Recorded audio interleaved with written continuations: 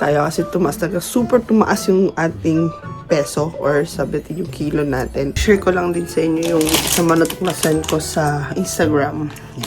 Yung maganda daw sa trimester yung hot water.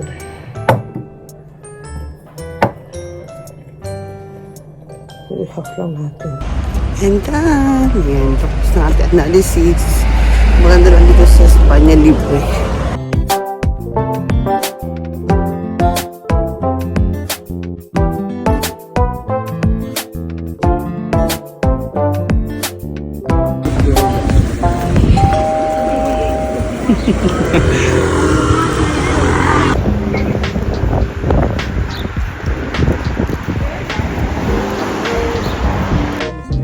Hola, buenos dias. Samahan niyo muli kami sa aming another vlog kung saan this is a pregnancy vlog na kinonfile ko lahat ng aking mga vlogs nung ako'y buntis pa kay Samantha. So, this time we're going to hospital. I think this is the last check-up ko sa hospital Costa del Sol bago ako manganak.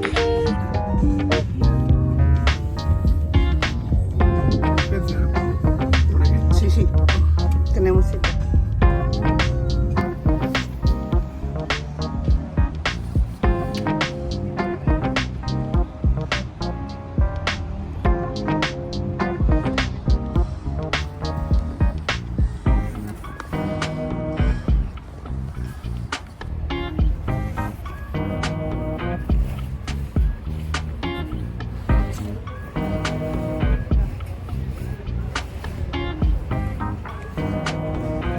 Hi everyone! Welcome back to my channel, Mira Nikki, Filipina homemaker. In today's vlog is a pregnancy vlog kung saan is may 35th, 36 weeks. Kasi nakalagay doon sa ano ko is 36 weeks renovation.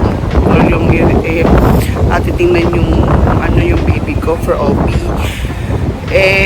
Pero ang counted is 35 so nandito ako. Pero anyway, at least baby, malaki na. Tapos kanina nag-exercise ako. So, nag-start na rin ako this week na mag-stretching lahat. Maba talaga ako. Simula nung December din ako nag-control ng food ko. Due of yung Christmas, birthday, lahat ng daming mga nangyari. So, I believe talaga lumaki kami ni baby. But, babawi ako nagsimula akong this week na talagang small meals na lang ako hanggang sa panganganak ko. So, yeah, yun lang yung aking ngayon. So, may samahan nyo ako. Punta tayo ngayon sa OB ko. And then, yeah, waiting time.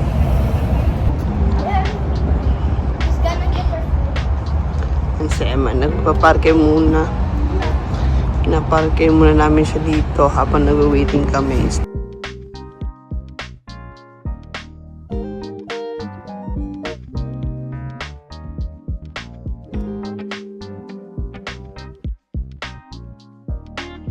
So, time check tayo is 3:30. At ang aking sita is 4 o'clock. So, may pagdating ni Michael, punta na rin kami doon para sabi na nandito na kami. Habang si Michael kasi nasa cafeteria, sa coffee shop, to buy some, coffee niya. So, yun lang. See you again later, guys. What are you jumping? No, I'm full. No, I don't like. Look, guys.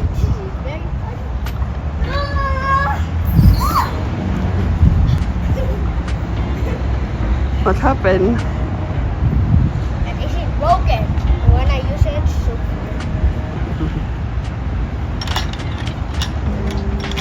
Ow! Maliit na rin yung damit niya sa maliit na rin yung damit niya sa kanya. Wait, Tito. And this is my donut. 2 donuts. Coffee. I have 2 donuts. Have 2 donuts.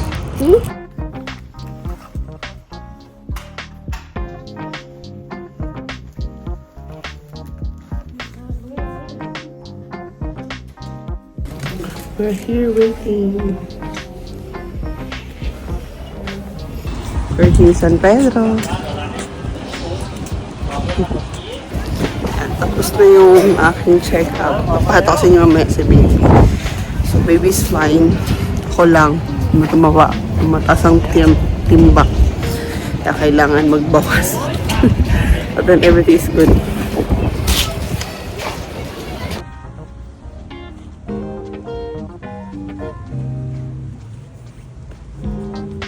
Hi guys, good morning. Good morning. Next day. So we're going to go outside with tatay. And mag-walking tayo ngayon. Kasi kailangan natin mag-walking. Dahil kahapon nga nasabihan tayo ng doktor na reganyar means of napagalitan tayo kasi super tumaas yung ating peso or sabi natin yung kilo natin. Pero si baby good. Everything is good. Everything is fine. Papakita ko siya sa inyo later. But for now, yeah, ngayon muna is yan, nasa under of diet. Kasi because of marami nangyari, holidays lahat-lahat. So, at ngayon, mabababa na kami ni tatay. We're going to medical niya for your driving exam. So, tara, samahan niyo kami.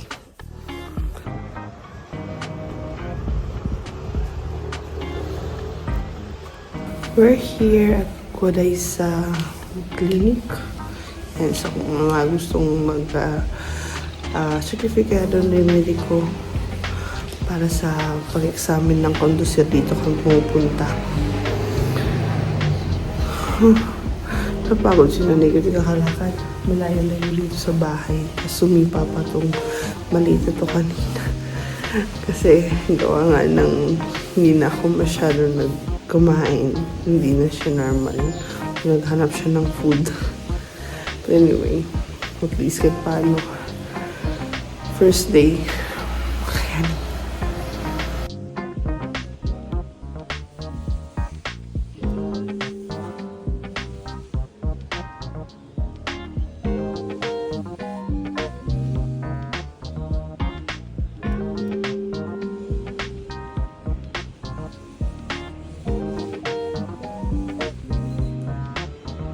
Wala na siya. Tapos ang bilis, no? Ha? Ang bilis, no? Uy, gusto. Nila? Kumuchino. Kumuchino. Yung medical niya. Kumuchino daw. Hi guys, umabot na tayo ng gabi. Hindi na ako nakapag-vlog kanina nung pag-uwi namin. Kasi marami akong nagawa saka masama pakiramdam ko until now. Yun si baby. Bigat na bigat ako. So, ngayon, i-share ko lang din sa inyo yung sa natuklasan ko sa Instagram. Yung maganda daw sa trimester, yung frambuesa or raspberry tea, frambuesa sa Spanish. So, papashare ko lang din. Wala siya yung may bag sana gusto ko, pero wala. Pero thank God kasi meron akong ganito. Yan yung, ano to? Hinahasa. Yung basta inaano yung tea sa loob. Tapos lalabas na yung katas.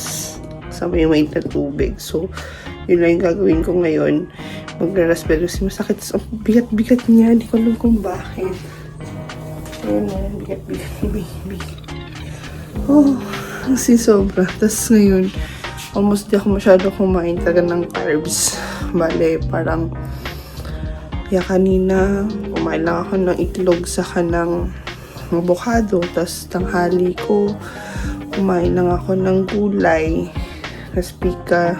Pinika ko lang ng pika. Tapos yun, nag-spring rolls lang din ako. Tapos yun, cereals sa gabi. So, ngayon ito naman para at least kahit paano maging ano ko. Pero hinihingal ako. Siguro lang nga walang movement kasi pagod na pagod, parang fatigue. Yeah, share ko lang din to ngayon kasi para makita ko yung sarili ko sa future ba kung kamusta ako na bubuntis ako kay Samantha. So, paglabas niya, nakita yung nangyari, ganyan. So, diba? So, yan. So, tara gawin natin tong frambuesa or raspberry tea ko.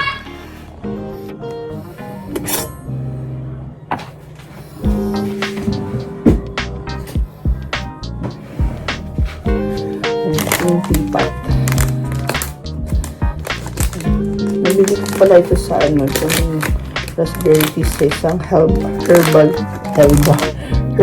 shop. Ito isang ano lang, isang scoop lang na kutsara.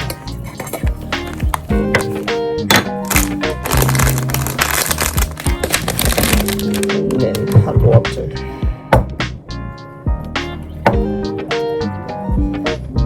I-half lang natin.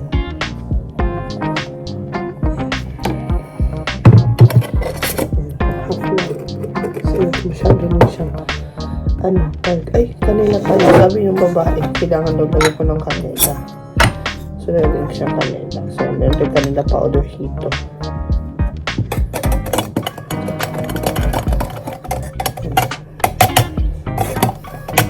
Kaya pala hindi nag-brown. Ba't yung nag-brown? Walang kanila. So, nasa natin kasi dito. Tara.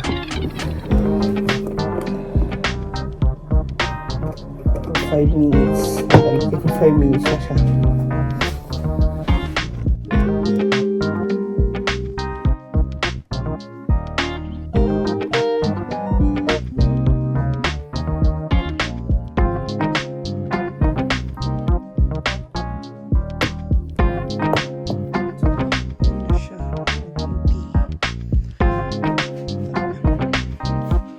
Hi everyone! So tapos na ako mag-tea. So papakita na sa inyo si baby. Ito yung check-up po yesterday. So ayan siya. Ayan. So ito yung face niya. Napaka-behave na kahapon. So ito yung mukha niya, yung hands niya, yung nose niya. So parang mas matangos kaysa kay Eman. So ayan siya. Super cute. Okay. So right now, I'm currently doing my hospital bag list. So gumagawa tayo ng hospital bag list. So bagong ibang ano yun, ibang journey or ibang video yun pag nag-hospital bag pack na tayo. So yun lamang guys yung vlog natin. So hi everyone, welcome back again. Pregnancy update tayo. So, today is February 4. At nagising ako ng, yun, nagnanam, actually dalawang paa, pero mas sa left leg ko. Kasi sobrang sakit. Ito siya, dito. Sawa naman ng Diyos. Malaki lang talaga ang ganito ko, pero hindi siya yung talaga nagmamanas. Kaso nga lang, sobrang sakit niya. So, I need to, ko ng mainit. Ipapatch ko siya ng mainit para sustain yung blood pressure. Yung blood, ko dyan sa paa ko. So, yun lang. Update ko kayo mamaya. Natok pa ako. Update ko kayo mamaya kung ano yung mangyayari. So, yun na. Buti na nakabili kami ng ganito sa Alihop. Kasi mahal ito eh. Ang ganda pa ng quality. Yan siya. Calm. Pinapakalma niya ngayon yung numbness ko.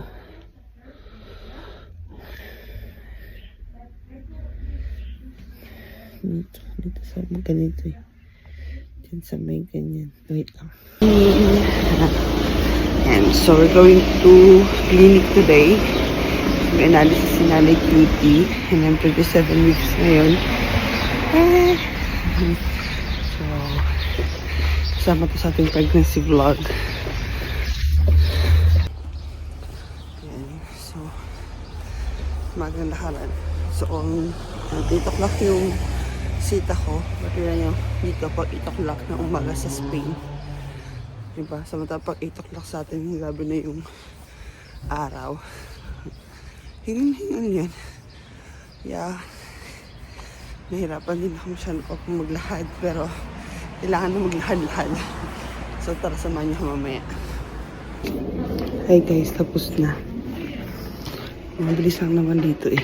So, punta tayo sa second floor sa clinic para paano sa vaginal test naman.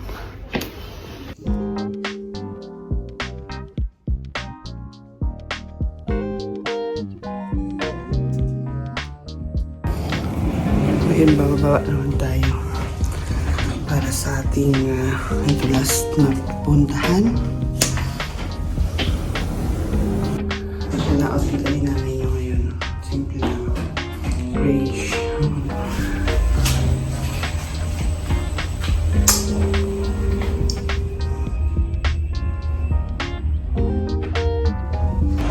And done! Yan, tapos na ating analysis.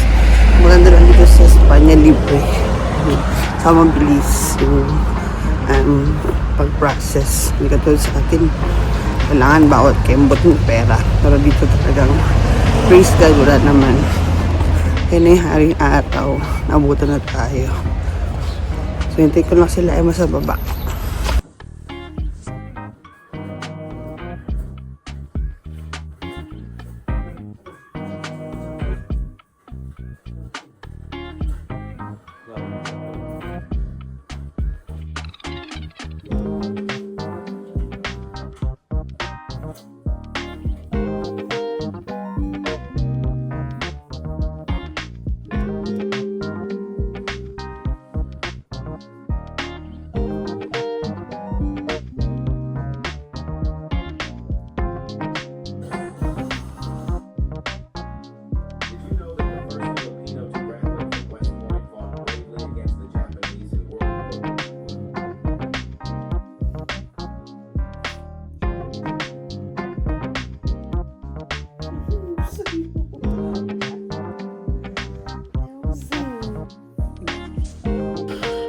Guys, so story time tayo.